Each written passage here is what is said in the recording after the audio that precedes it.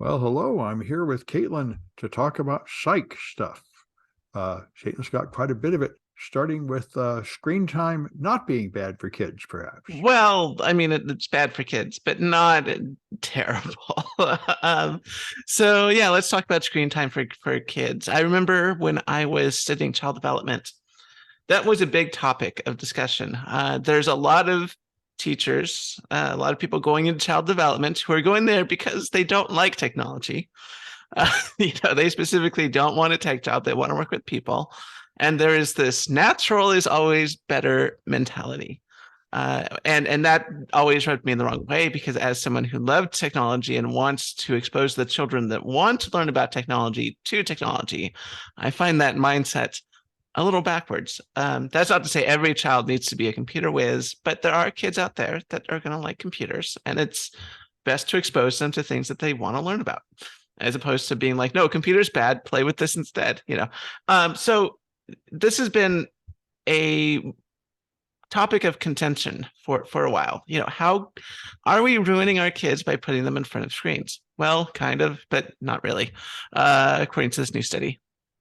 So the study in question comes from this article from Kyoto News. This is from Osaka, Japan. I don't know who wrote this article. It's just labeled Kyoto. Okay.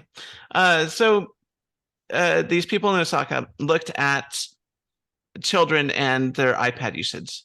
Basically, so I'll quote the article. The study analyzed past data collected on 885 children born between December 2007 and March 2012 and monitored them until they were between 18 and 4 years old. The average screen time for young children who took part in the research were 2.6 hours per day. So what did the study show? Once again, I'll just quote. The study showed that those monitored who's used digital devices with screens for over 1 hour per day at age 2 saw no effect in their ability to socialize at age 4, which by the way was one of the big things, because a lot of people were saying if we put children in front of screens, they're not going to learn to socialize. Well, no, they learn to socialize. Kids are smarter than we give them credit for. Yes, children are dumb, but they're also brilliant. So they can greet and apologize and stuff. However, some communication and daily living skills were slightly poorer than children who use them for less time. So there is a negative effect, but it's not going to like ruin your kid. It's like watching lots of TV, for young children. Not a good idea. They need to be outside. They need to be playing, but it's not going to like destroy your kid or turn them into, destroy their lives or anything like that. So anyway, that seems to be the conclusion of these studies. It also said, let's see, there's also so speaking of playing outside, which is something I highly recommend. So he says, yeah, so if you let children play outside for more than 30 minutes a day, 6 days a week or more, the negative effects was greatly reduced. So if you are going to have a child that spends a lot of time on their iPad, also send them outside a lot. That seems to help a lot, and it is just generally good advice for raising young children. Well, that makes sense. But also another thing I'm thinking is these are kids under 2 years old, right? So these are kids between the ages of it was 18 months and 4 years old. I'm just thinking kids at that age are not doing what we call social networking, right? They're probably just playing with the iPad like a toy, Yes, like games and stuff.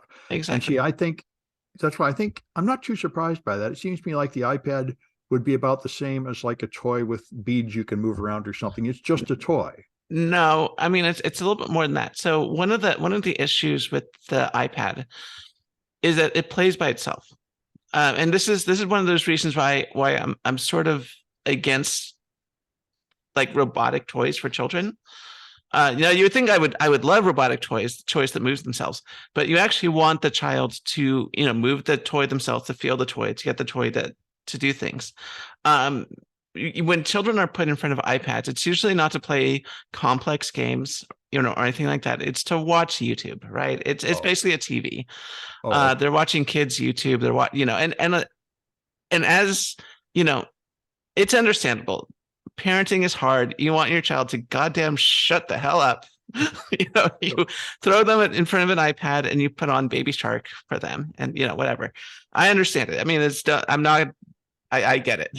This may impair like hand-eye coordination and things like that they could be developing. Yeah, exactly. So there's and it also affects their ability to like self-regulate, which is one of the things that the study talked about. So that's one of those really important skills that you sort of start working on early in life and work on for the rest of your life, is how to, self-regulate, how to, deal with your emotions and your internal turmoil.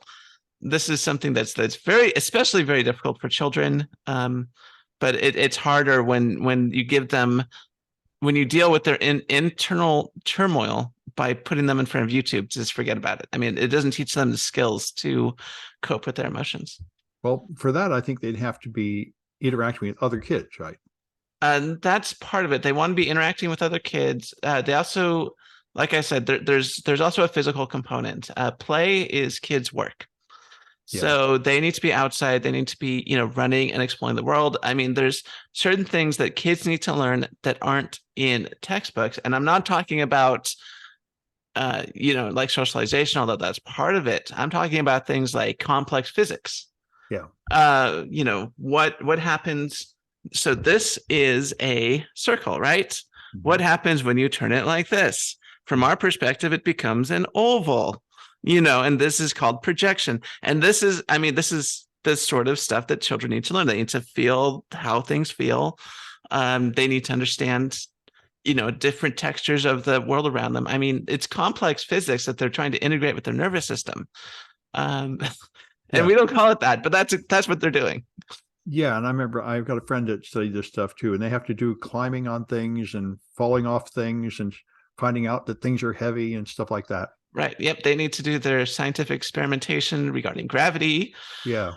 And buoyancy and all that fun stuff. So you can't do that on an iPad. I remember this discussion with my friend that did this really opened my eyes. I went to a coffee house and there was this little kid about 2, and the parents were trying to get the kid to sit quietly. The kid completely ignored them and ran over to the glass door and was just pushing the door and feeling the door and pushing it around and said, "This door is interesting." And whatever those parents are blah, blah about, I couldn't care less. And I was totally with the kid. The kid is right. A big slab of glass. It's really an interesting thing. It is really interesting stuff. How does it work? Yeah. How does light get through it? Why is it cold to the touch? Is it metal? It's not metal, but it's cold to the touch. Yeah. Well, if you bang it, it makes a certain noise. It feels very smooth. How do they get it that smooth? There's so many things about a glass door that's fascinating. But if you're an adult and you just deal with them every day of your life, you don't think about it, but they are fascinating. Yeah, and we were talking about this a while ago. That's why I think hackers have a child mind this way. The hackers are playing with their toys just because it's great to watch them do interesting things. Yeah, and you'd be surprised how many of my coworkers have very deep, very complex and deep amounts of ADHD. Let's put it that way. Yeah. I mean, we're all just playing with toys. We never grew up.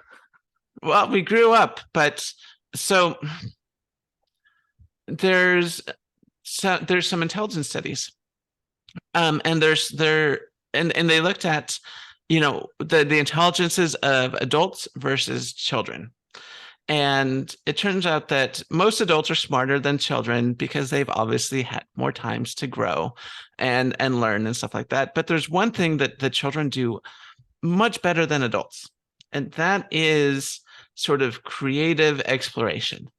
So, if I show you, let's see, I actually don't want to ruin this. If I show you, once again, this coaster, what can I do with this coaster? If you're an adult, I say, okay, this is a coaster. What can I do with it? You put it on your table and you put drinks on it, and that's all you can do. If you're a child, you can put drinks on it. It's also a frisbee. You can also use it to draw circles, the same circles. You can draw airs. You can get a couple of them together and make figures. It can, be a face. You can imagine a face on there and it walk around. It can be your friend. You can pretend that it's a data disk and you can store information on it, or write information or hide information under this. You can take off the lip and use that for other things, and you can take off the plastic and use that for other things and cut shapes out of it, and you can do all amazing things with it.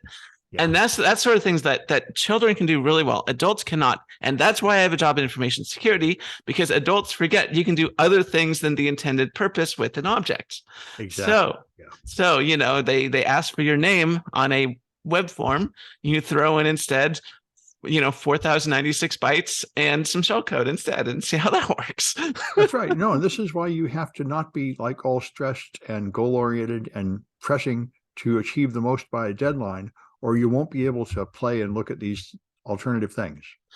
Exactly.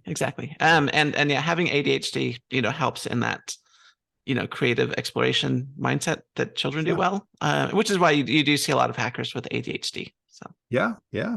All right. Well, I saw an article here on Technology Review that said that the tech to probe your mind is already here. Now, they can't exactly read your mind, but they say there are devices that just you wear a headband or something, or they put electrodes in your earphones and they measure your brain activity. And they can do things like tell whether you're paying attention or you're daydreaming, like whether you're paying attention while driving, which might actually be beneficial. Your boss can like punish you for like not paying enough attention to work all the time and things like that. And they say, we really need some laws around this, because people are going to start connecting their brain scans to devices and uploading it just like they did with their DNA starting a few years ago. And then you're going to realize too late that you probably really don't want everybody having access to that.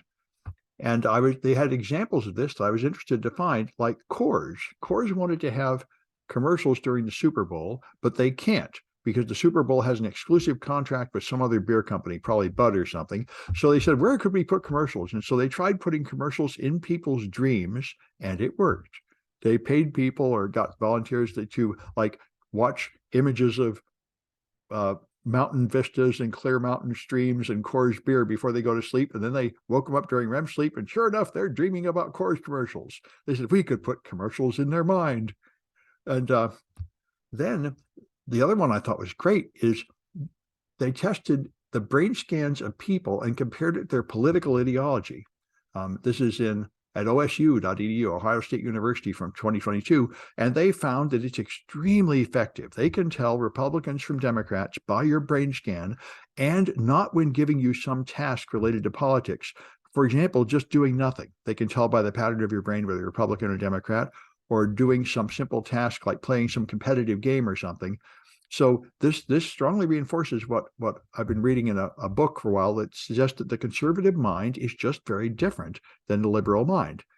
And this makes me think that our current argument in America is we're trying to convert the other people. And I think this is pointless. You'll never convert them.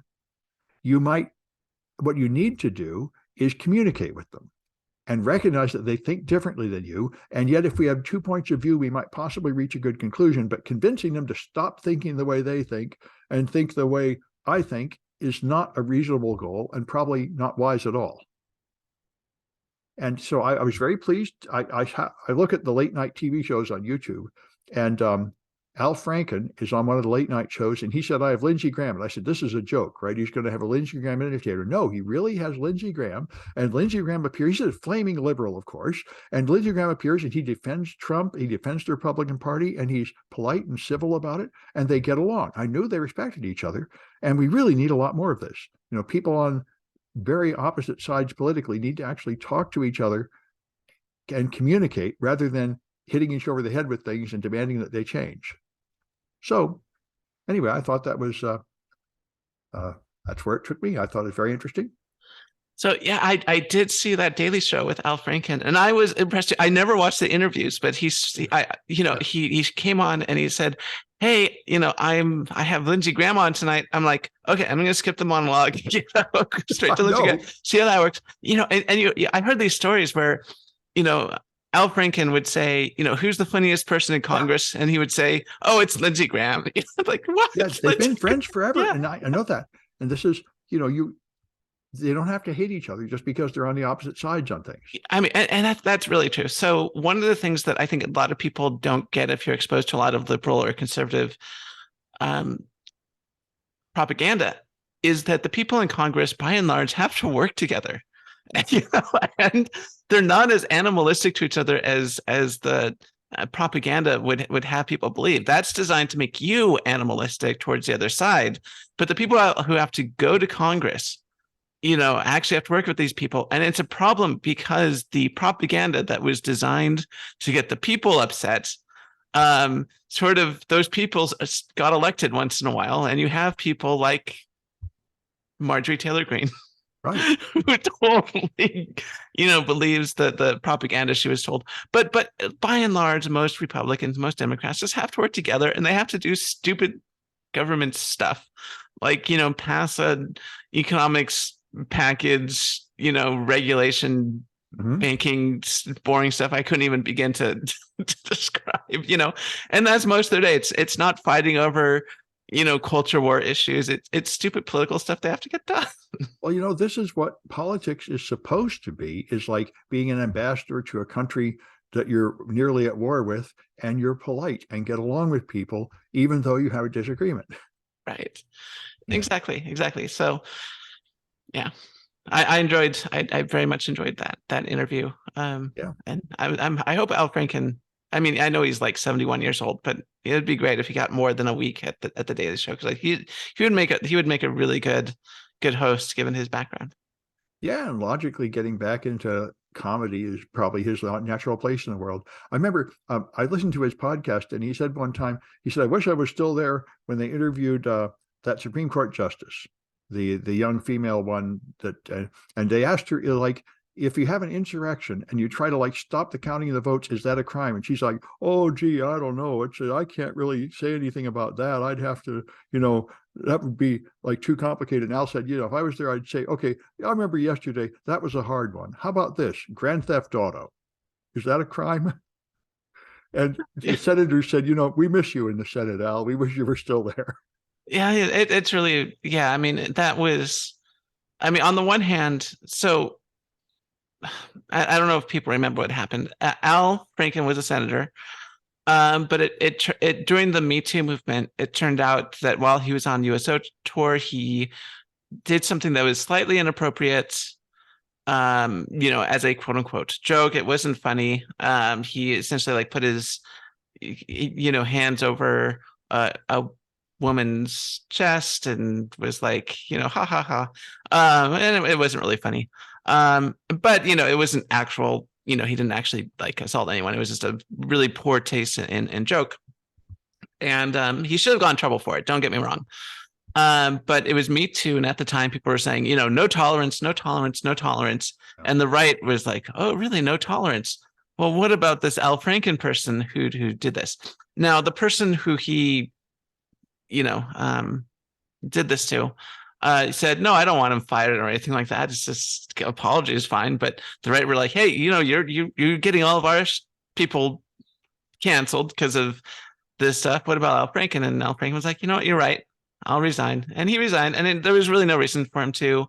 I mean, he should have apologized. There should have been a reckoning for what he did. But I don't think it was like cancel worthy. But that was just me.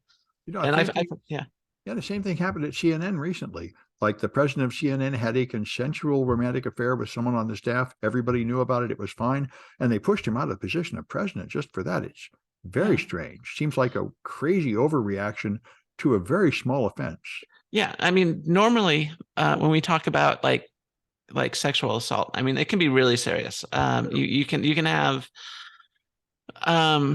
you have bosses abusing their position of power, and Bill Clinton. Right, exactly, like Bill Clinton. Bill Clinton's a good example, someone who really should have been in trouble for what he did. You have minor infractions, microaggressions, which is what Al Franken is essentially guilty of. Just sort of being rude and disrespectful. Yeah, where he was rude and disrespectful, but he didn't actually like touch the woman. He didn't actually try to have sex with the woman. He was just like, he drew penises, on the wall or something. It's that level of, which is rude, and he should get in trouble, but maybe not thrown out of Congress. But at the time, they just it was just unfair to Al Franken, and I felt really bad for him. And I would have said, okay, yeah, you should go if the person that he, did this to, said he should go. But even the person that he did it to said, no, he should stay. So I was like, why are we throwing him out? This doesn't make any sense. But anyway, well, it makes sense if you're a Republican and you want to be like, okay, Democrats, now you got to eat your own, make your own bed and stuff. And it's like, okay. Well, it also made sense to a certain sort of high-minded, self-sacrificing liberal position that he took at the time, Yeah. Anyway, so you got this one about dogs and chickens. I don't understand this one. Dogs and chicken. Yes, dogs and chicken. Yeah. So the Berkeley News has an article by Jason Pohl, and it talks about disagreements. And we're talking about Al Franken and Lindsey Graham. And what maybe they understand is that most disagreements happen because there is a fundamental misunderstanding of projection. So when I say a word, I assume you know exactly what I'm talking about. So if I say the word dog, we both have the idea of what a dog is. And apparently that's not really the case. Basically the mental groupings and the mental shortcuts that we create are vastly different between person to person, which is where a lot of our disagreements and even political disagreements come from in our country. And I'm like, that's really true. And so instead, the article recommends, instead of saying, instead of having arguments about, oh, healthcare is this, healthcare is that, we should do this for healthcare. Start at the beginning. Ask the question, what do you mean by healthcare? So you're on the same page. And this is really relevant because recently there was this wonderful viral video. Let me pull it up here. I already have it ready to go. Where this author wrote a book on woke, and it was talking about how wokeness is destroying America. And unfortunately, I don't have audio pass-through set up on my system, so I'll play the clip. And this is fair use, YouTube, fair use. I'm going to play this clip, and I'll try to get my microphone pointed towards the speakers. But she tries to define woke, and she can't, and it's hilarious. And we should all watch it. 1 second. Let me mute my mic for a second as I move.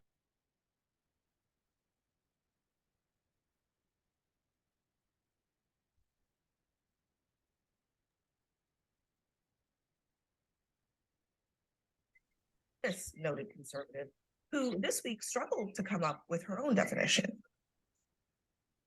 Would you mind defining woke? Because it's come up a couple times, but I just want to make sure we're on the same page. So, I mean, woke is sort of the idea that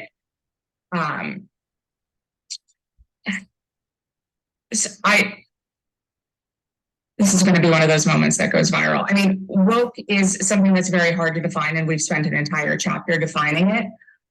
It is sort of the understanding that we need to totally reimagine and redo society in order to create hierarchies of oppression. All right, so hopefully we all heard that.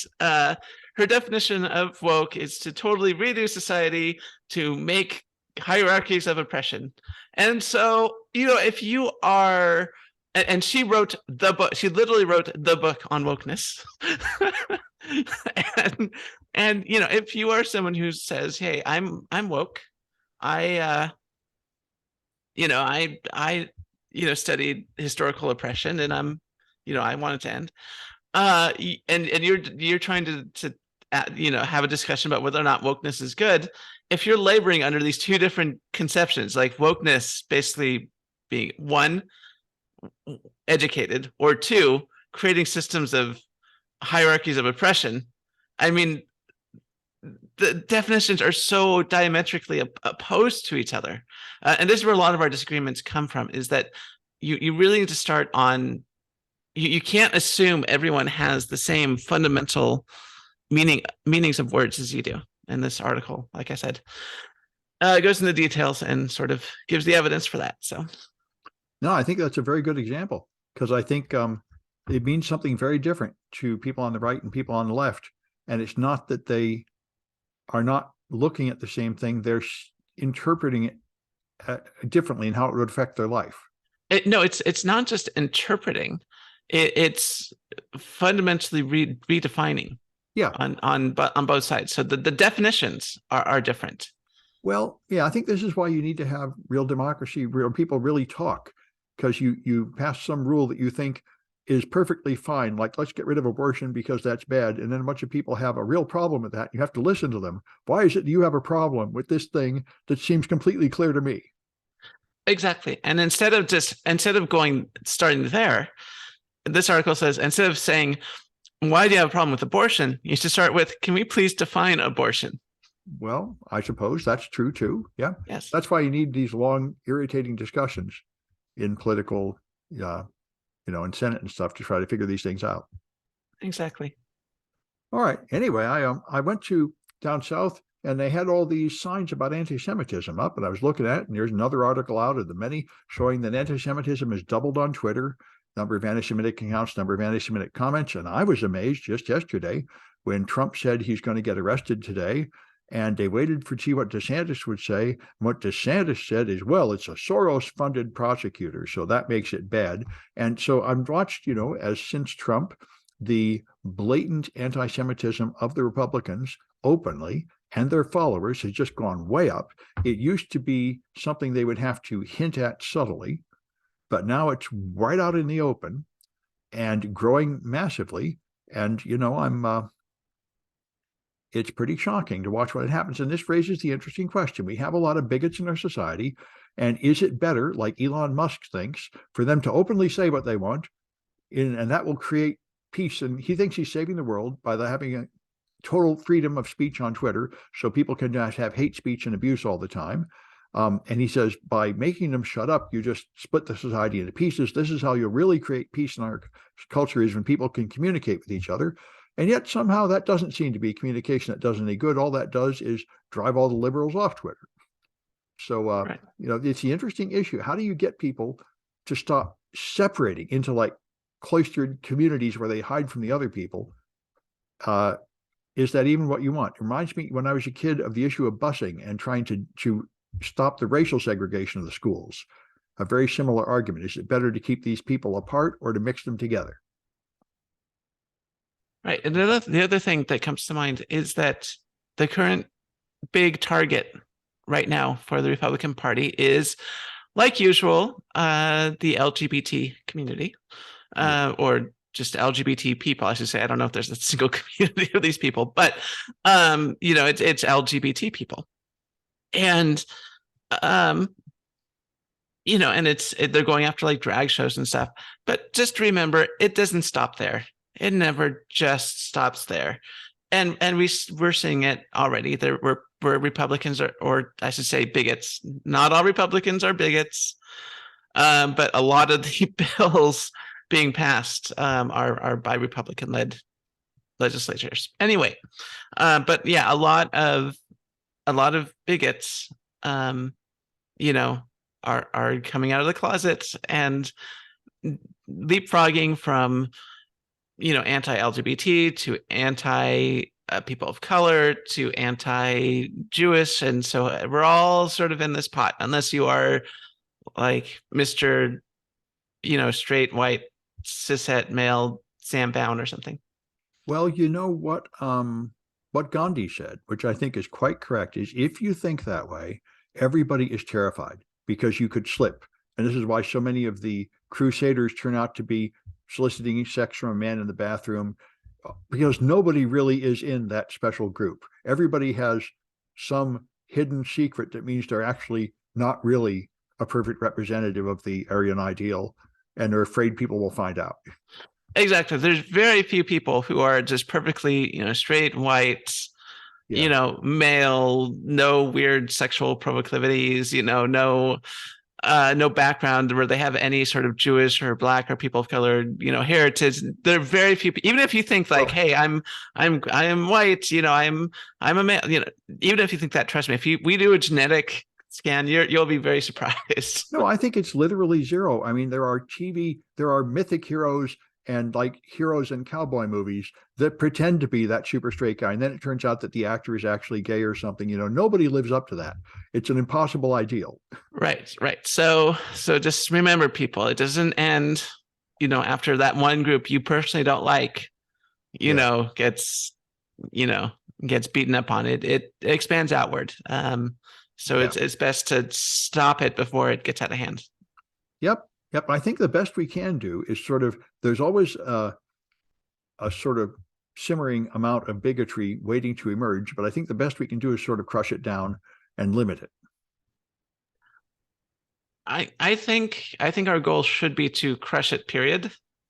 Even I'm not- even if it's not feasible now, it should be a goal for society long term. It may be impossible, it may just be part of human nature. But- And who says we can't change human nature? Well, I don't know how much you can, and I don't know how much you should.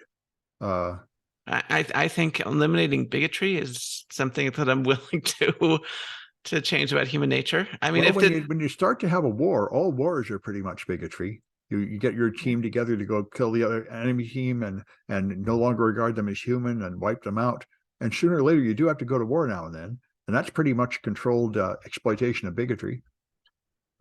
Maybe, but there's a big difference between going after someone who is invading you versus going after your neighbors because they look slightly different. I mean, they have a slightly different religion. I mean, that's well, almost all war propaganda is just the same straight up bigotry. Anyway, I don't have an answer for these things, but they're interesting topics to think about and perhaps even important as we try to find the answer. Anyway, you've got people complaining about Fortnite. Yeah, finally. I don't know why this has taken so long. So just FYI, I've never played Fortnite. But I don't even know what it is. That's not the one where you build things out of blocks, is it? No, that's Minecraft. This is slightly different. This is like a shooting game where you are in a giant field, and it's massive shooting. So you have like 20 people on a map. They're all sort of shooting at each other. But in Fortnite, you can sort of lay down like buildings and stuff to like protect yourself.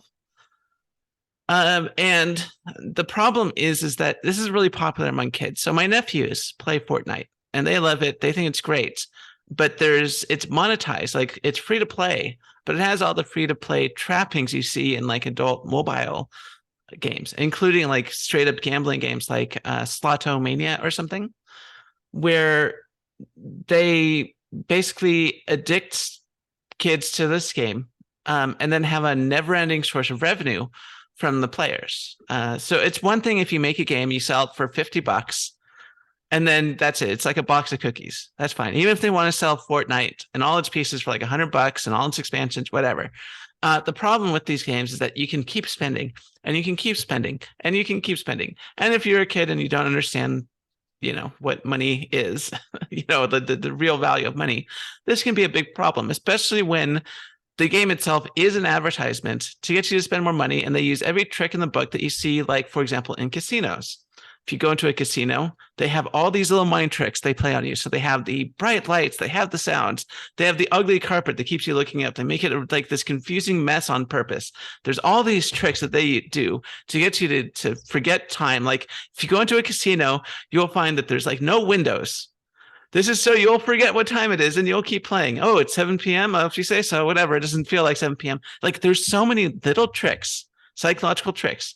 And these are also placed into games that are like free to play.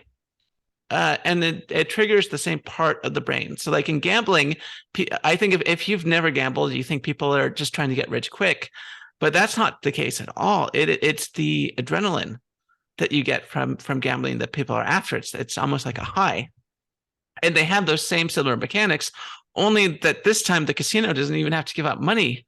They can give out virtual guns. Like you open up a box, it's like a randomized crate of virtual goods. It's gambling, it's like, do you get something good, and then you can use it in the game and, play the game. Anyway, so there's a lot of psychological trickery going on in games like Fortnite, and a British Columbia parent launched a class action lawsuit against Fortnite because, of course, Fortnite is not only doing these tricks, but also doing these tricks primarily against children who play the game. And so this article is by the Vancouver Sun, by Chuck Cheng, and the Canadian Press. And so yeah, so the lawsuit was filed in the British Columbia Superior Court on Friday. On Friday, we don't know exactly who it was. And basically, the child developed a quote a adverse dependence on the game, which is basically to say it was addicting. And then they use that addiction to get the child to pony up money for things, and it's a problem with a lot of computer software. So I'm glad to see this moving forward. I can see how it's a problem, but what crime is that? Is that actually a crime? That's a good question. I mean, this is what the lawsuit will bring forward. So, if like the people who made Fortnite, I believe is Epic Games, they don't warn that playing Fortnite can be addictive or cause psychological harm or financial hardship, which it totally can. Because normally when you buy a game, it's expected that the game is going to cost a certain amount of money, right? You buy a PlayStation 5 game, it costs you $60, $70. Yeah. You get into Fortnite, you keep buying, loot crates, you keep buying skin packs, you keep buying stuff. You can spend thousands and thousands of dollars in this game. It's very lucrative, but it's also essentially just gambling mechanics placed inside the skin of a video game, which creates a lot of ethical dilemmas, especially when that game is geared towards children. But really, any sort of video game that does this, that's not like, hey, this is gambling, even if it's not using real money. You're paying real money. Well, but you're not. I see a legal avenue here. If a kid was to sign a contract, I think the parents could say we are not bound by the kid signing a contract because they're not of legal age to enter into a contract. And I think parents could refuse to pay on the same grounds, saying a kid making a decision to spend money without the parent's approval is not really making me obligated to pay. And if I was making the game, I would probably have some kind of a parental approval step to avoid this problem. Maybe we'll see how this goes, but this has been a problem with a lot of computer software for a while now, especially in the mobile app space. Yeah, it's all the in-app purchase stuff. Yeah. Right, and it's not just subscriptions. Like I said, it's essentially gambling, but because it doesn't have that financial reward of, oh, you can win $10,000, but you're going to spend $20,000. It's not classified as gambling, but it's very clear at this point that it's effectively the same thing. Yeah, well, the gambling and psychological part of it, I understand, but I don't think that's going to be easy to deal with legally, because it's going to be hard to distinguish that from just making a game that's fun, that people like to play. Right. And I think the difference that I think a good legal definition is a game that does not have a set maximum limit of cash that you can spend on it. Right. I mean, that's a very concrete thing that you can set out and you say this game, costs X and Y dollars for everything. And if you can spend $1 million on the game, then the game is $1 million, right? But if you max out, like, let's say it's like a PlayStation game or like a Nintendo game, where you pay $60 and that's it. There's no DLC, there's no loot crates, nothing like that. And the game's $60. You make it clear that it's $60, and that should be the line between what is essentially a gambling game and what is a legitimate purchase. Yeah, well, I think it should just have like a screen where your parent has to agree you have this much money. And then when you need more money, your parent has to agree in. That would seem like it would do it. Like I said, I think there's bigger problems than just the money issue. Like I said, this is gambling. And it is an addiction for many people. And we don't subject kids to things like alcoholism, right? We don't let them drink. We don't even let them drink coffee. You don't want to put kids in positions where they can be psychologically manipulated or addicted. And these games should have a rating like a movie where only kids of a certain age can play it or something. a rating could work. They could say, just make it very clear on the title, on everything, like this is a gambling game Yeah, with okay. gambling elements, you know, and you must be 18 years or older. Make it M, give it, you know, the age rating for video games. Make Mhm. it, you know, Peggy 21 or M or whatever. You know, if it has these gambling elements, and that could work. Yeah, that sounds plausible. All right. Anyway, there's the last one I've got is an Ars Technica article by Ron Amadeo, which helps me understand something I tried to understand earlier from more technical write-up. Google Pixel, which is an Android phone, has a bug. It has a redaction feature built into the phone. You can crop a picture and then post it, but it turns out in the original version, it would crop the picture and remove the part from the file that you had removed. So it was really gone, and that was in Android 9. But something about an upgrade from Android 9 to Android 10 changed the way files are handled inside the file system. And from that point on, for 4 years, when you redacted a photo, it would mark the end point of the image in the file partway through, but it would leave the old data there. So you could remove the endpoint mark and recover a lot of the redacted data, and apparently very frequently recover all of it. And this has been going on for 4 years. So they finally patched it in the latest update. But this means that all the pictures people have been posting for years that they thought were redacted are not redacted. And this keeps on happening in the world of computing. I remember this happened a lot with PDF files about 8 years ago. They had legal contracts and stuff where people would try to redact part of PDF files without realizing that they were just drawing graphic squares on the picture, on the text, but the text was still in there. So another thing to be aware of, even when you think you're redacting your images, you don't really know if you are. Anyway, so I think that's it for this one, unless you have anything else. I got nothing. Okay, and we'll be back on Friday.